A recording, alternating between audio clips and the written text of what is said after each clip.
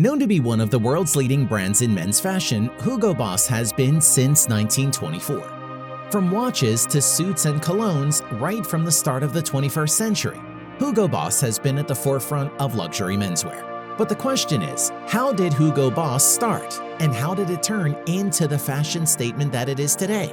Stay tuned to find out what goes on behind the business. But before we continue, make sure to give this video a thumbs up, subscribe, and hit the bell icon to be the first to be notified of new behind the business videos that we post every week. Let's begin.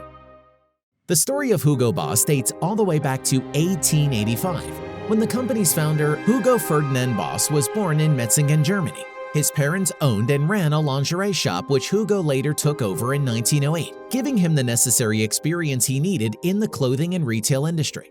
A few years after he took over the lingerie business, Boss decided to expand his horizons and laid the foundation for his own clothing company in 1924, which then went on to become the global brand that we now know it as today. However, the journey was anything but easy. The truth is that at the time when Boss was starting his clothing company, it was a difficult period for the German economy. And while the products he was producing, simple clothing items such as shirts, jackets, coats, and sportswear, found success in its own right, the sales still were not making enough money to keep his operation running. And in 1931, it was with a heavy heart that Hugo was left with no option but to file for bankruptcy. Not even 10 years after he had launched his brand. Well, for other people, this might seem like the end of the line, but history was lining up differently for Hugo Boss, and this was where things got interesting. The year of bankruptcy, Boss decided to join and serve in the Nazi Party. Under the leadership of Hitler, the Nazi army was growing exponentially, and soldiers needed uniforms to fight the war. Being the opportunist that he was, he realized he might be able to resurrect his dream of being a fashion designer when he found out that there was a huge demand for uniform production. So he decided to use his experience in the business as well as his political pull and build his business up from scratch once again, even though he had no money. When Boss was filing for bankruptcy, he had convinced his creditors to leave just 6 sewing machines to his name. And it was these same sewing machines that he used to start making uniforms for the Nazis. Things were finally going his way, and because of a monopoly when it came to uniforms, his sales went higher than ever before, giving him another chance to try his hand at the business. And Hugo Boss was back in the game again. While he was making big money through his clothing company, Boss's political stances landed him in quite a bit of trouble. During the Second World War, Boss employed around 140 forced laborers and 40 French war prisoners to work for the company and manufacture uniforms. Boss's collaboration with the Nazi Party held strong until the end of the war, after which he was charged with being both a supporter and an activist and beneficiary of National Socialism.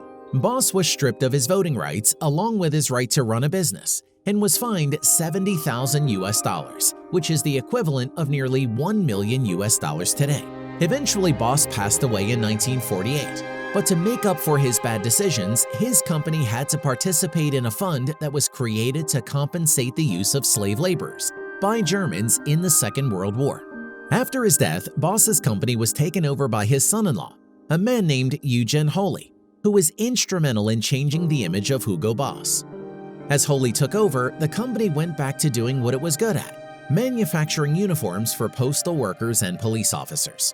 But all that changed in the year 1950, when it received its first ever order for men's suits. As the Boss team was primarily focused on innovation and design, it found success with the production of men's suits. This ultimately led to their sales going up higher than ever before, giving the company a good chance to expand their operations and product line. Finding their niche, Hugo Boss decided to focus on designing and manufacturing the finest quality men's suits, and they did that for the next decade. In 1969, Holy retired and left the business to his 2 sons, Eugen and Eugen, who really decided to take Hugo Boss to the next level. While their father worked hard to establish Boss's brand in Germany, they wanted to expand their operations worldwide and make the company go international. With their marketing strategies and a keen eye for the latest trends, the Holy brothers really managed to turn the entire company around. The 2 brothers placed a lot of emphasis on the kind of fabric that their company used to manufacture their suits. They struck a deal with the German textile maker GAENSLEN and VOELTER to start making their suits in brown, blue, green, and black, which is something that no one else was doing in the market back then. With their modern cuts and new design, Hugo Boss suits soon started to outperform all of their competitors in the market. A huge reason behind that was the fact that the company made use of extremely light yet still luxurious feeling fabric, instead of using the regular stiff and heavy cloth that every other German suit manufacturer was using. By the time the 70s rolled around, the company started charging extremely high prices for their products. But at the same time, because of their quality, people found value in Boss and were more than happy to pay the premium. With a lot more capital and the newfound success, Hugo Boss started manufacturing and selling their products abroad to different countries, targeting foreign markets, taking the company global. Its goal was to set the international trend in luxury menswear, and it certainly achieved it. Throughout the 70s, as the status of the Boss brand grew even further, with Hugo Boss collaborating and partnering up with famous German sportsmen, including the Formula One driver Niki Lauda, along with the McLaren racing team, and slowly expanded these collaborations to international athletes and sports leagues, sponsoring all plenty of golf, tennis, and soccer teams all over the world, who then helped publicize the brand's products to a wider market. As a result, by the end of the 70s, Hugo Boss was a trademark name that was starting to be recognized all over the world. Actors like Sylvester Stallone started endorsing the brand, allowing the company to reach a greater audience. As more and more people were drawn towards the brand, Hugo Boss realized that it was boxing itself up if it didn't expand its range and to meet demand.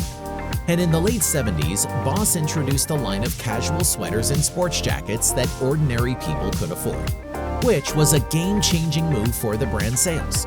With this pace in 1980, the company passed the 100 million sales mark.